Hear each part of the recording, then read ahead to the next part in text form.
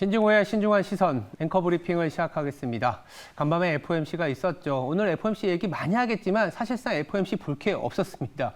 노잼이라고도 할 수 있는데 25bp 올렸고 근데 시장은 크게 반응을 안 했습니다. 그래도 FOMC 중요한 만큼 7월의 결과 더불어서 나아가서는 9월 이후에 시장에 어떤 영향이 미칠지 하나하나 지표를 통해서 말씀드리도록 하겠습니다. 첫 번째 그림을 한번 보면서 얘기를 좀 드려보겠습니다.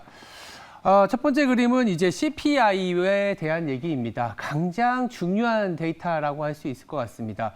간밤에 FOMC에서 이제 약간 뭐랄까 시장을 좀 변동성을 유발시킬 만한 코멘트가 뭐가 있었냐? 바로 이 물가와 관련된 거였습니다. 두 가지에 좀 주목을 하고 있는데 첫 번째는 헤드라인 CPI와 코어 CPI에 대해서 연준은 이제 코어 CPI 즉 유가와 음식료 변동성이 높은 부분을 뺀 것을 보고 싶다.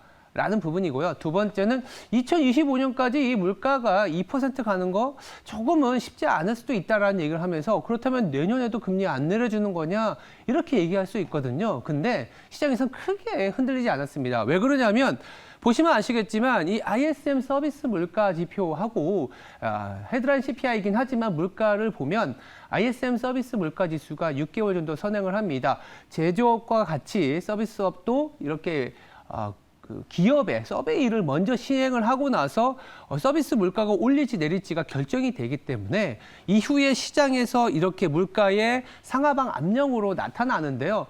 보시면 아시겠지만 올해 말까지 CPI가 더 내려갈 것으로 보고 있습니다. 헤드라인 CPI도 그렇지만 코어 CPI도요. 특히 주택가격 같은 경우에는 지금 한 2개월째 계속 하방 압력을 주고 있는 상황이라서 시장에서 왜 이렇게 흔들리지 않았냐? 데이터 의존적?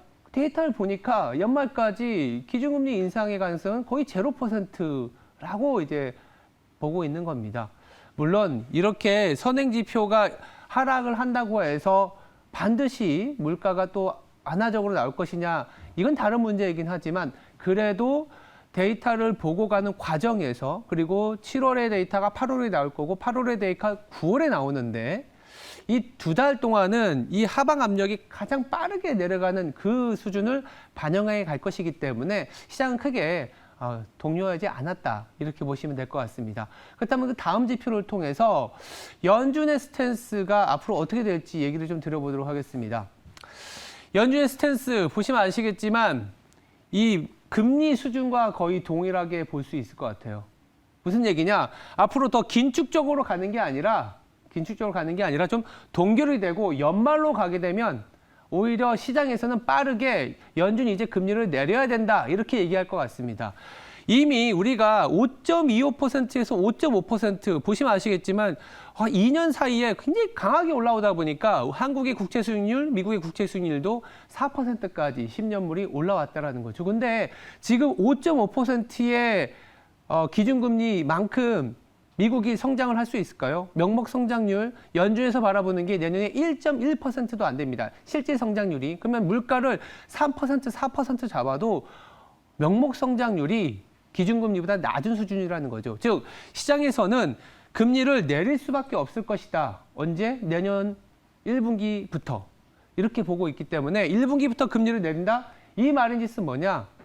국채 수익률이 안정을 찾을 것이다. 그래서 지금 시장에서 주목하고 있는 거는 오히려 기업 실적이지 이런 이제 연준의 스탠스 내지는 금리의 방향성은 아닐 것 같습니다. 그래서 간밤에도요.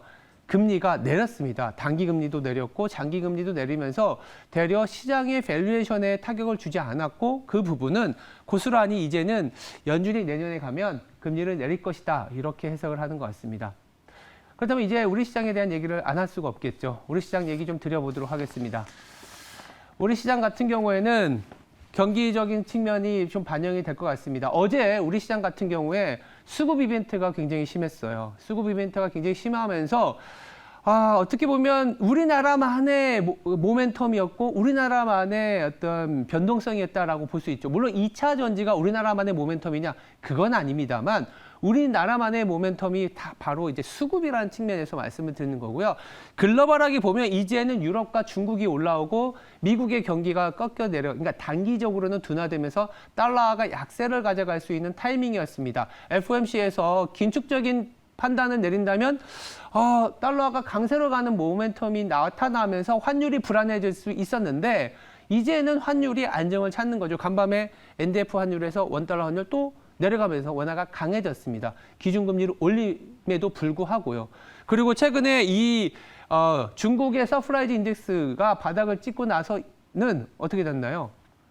정책이 나오면서 위안화가 굉장히 강해지고 있고 중국의 주식이 단기적일 수 있지만 지금 바닥을 잡고 있는 상황입니다.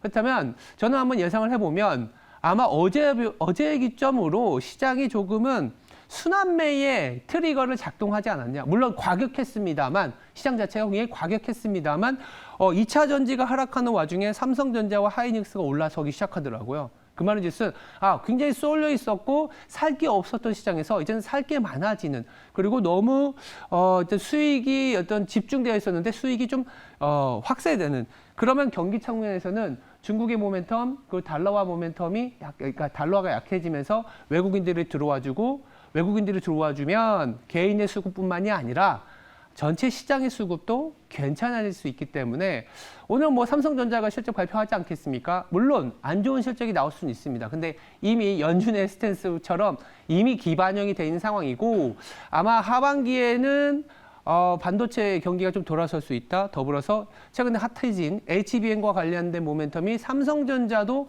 같이 연동해서 갈 수 있다. 라는 얘기까지 나오면서 시장 전체적으로는 좀 빠르게 어제의 변동성을 조금은 만회하는 흐름이 나타나지 않을까 이렇게 생각을 해봅니다. 네, 오늘의 브리핑을 좀 정리해 보겠습니다. 연준은 25bp 금리 인상을 단행했다. 그러나 컨센서스 그 정도였다라는 얘기를 드리고 있고요. 향후에도 금리 인상은 거의 제한적일 것이다. 거의 동결에 가깝고 내년부터 올해 말부터는 오히려 금리 인하에 대한 베팅이 본격화될 것이다. 마지막으로 한국 같은 경우에는 원달러 환율이 안정을 찾을 가능성이 굉장히 높기 때문에 외국인들의 수급이 조금은 개선되면서 수급 변동성에 의한 시장의 극심한 변동성은 좀 완화될 수 있다. 이렇게 정리해 드리겠습니다. 지금까지 신중한 시선이었습니다. 오늘 하루도 성투하시기 바랍니다. 감사합니다.